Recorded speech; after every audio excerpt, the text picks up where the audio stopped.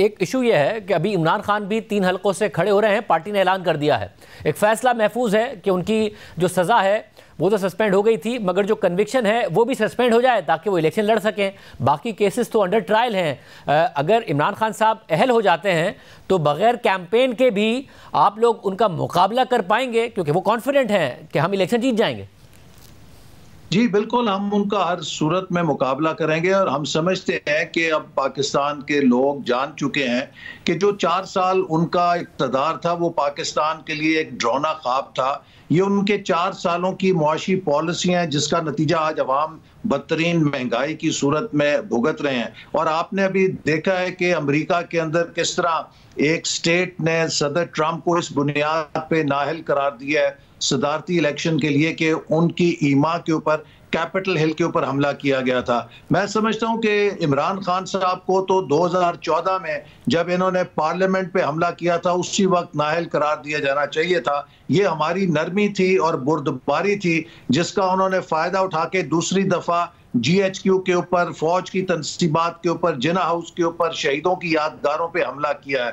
तो ये बहुत संगीन और घिनौने जराइम है जिसके वो मुर्तकिब हुए हैं। करप्शन जो 190 मिलियन पाउंड की है उसकी अगर आप तफसील में जाएं तो बंदा शशदर रह जाता है किस तरीके से। ऐसे आपकी तरफ से तो ज़ाहिर मुकदमे किए गए थे, ये आपकी नरमी और बुर्दबारी नहीं थी, रियासत उनके साथ खड़ी थी। वो एब्सकॉन्डर होने के बावजूद इन केसेस में सुप्रीम कोर्ट में नवाज शरीफ के खिलाफ पेश होते थे और सुप्रीम कोर्ट ने मुंतखब वज़ीर आज़म को डिस्क्वालीफाई कर दिया था। वो माहौल था।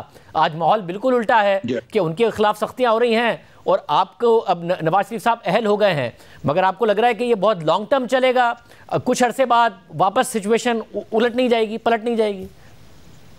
देखिए, नवाज शरीफ साहब ने GHQ पे हमला नहीं करवाया था, उन्होंने फौज की तंसीबात पे हमला नहीं कराया था, उन्होंने जिना हाउस को नहीं जलवाया था। सब जानते हैं कि वो तो CPAC चला रहे थे, वो तो मुल्क से लोड शेडिंग खत्म कर रहे थे, वो तो दहशतगर्दी खत्म कर रहे थे, वो मुल्क की तरक्की को आगे लेकर जा रहे थे, हमारी शरह तरक्की आगे जा रही थी। उनकी जो कारकर्दगी और तरक्की है वही उनका जुर्म बन गई और एक साजिश करके उनको निकाल दिया गया। लिहाजा नवाज शरीफ साहब के खिलाफ जो साजिश थी और जो आज इमरान खान साहब मुकदमात भुगत रहे हैं, इनमें जमीन आसमान का फर्क है। ये बिल्कुल दो अलग चीजें हैं। इमरान खान साहब ने जहां एक तरफ बदतरीन करप्शन के मुर्तकिब हुए, वहीं उन्होंने रियासत के अंदर एनार्की पैदा करने की कोशिश की, फौज के अंदर बगावत पैदा करने की कोशिश की और अपनी जात को रियासत से बड़ा बनाने की कोशिश की।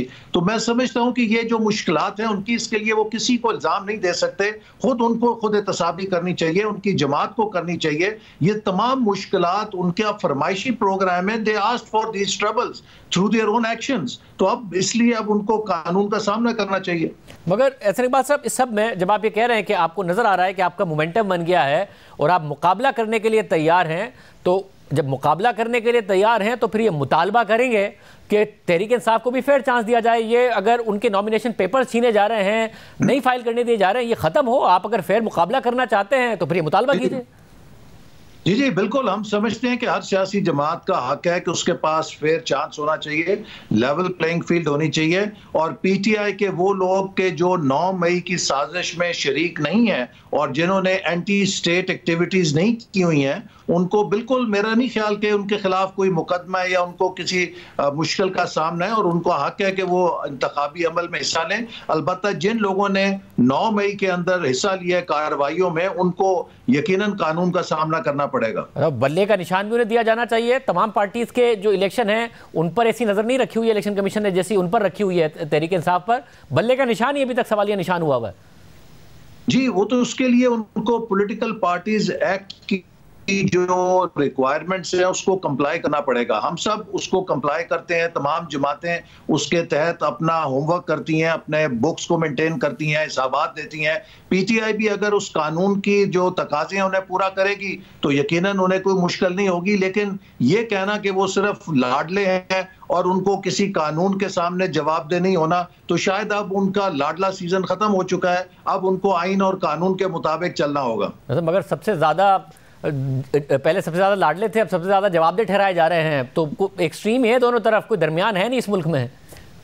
जी, बस ये तो उनके अपने हालात के ऊपर है ना। अगर वो वस्त के ऊपर रहते, जो हमारा दीन भी सिखाता है कि दरमियान के रास्ते पे चलो, तो शायद वो काम ठीक होता। तो एक तरफ उन्होंने छलांग मारी, जाके झोली में बैठ गए, दूसरी तरफ छलांग मारी तो जाके खुदकुश हमला कर दिया हमारे रियासती इदारों के ऊपर। तो ये तो खुद उनकी एक्सट्रीम पॉलिटिक्स का नतीजा है, जो हालात वो फेस कर रहे हैं। अगर वो वस्त के अंदर रखते तो शायद उनको आज ये मुश्किलात का सामना न करना पड़ता।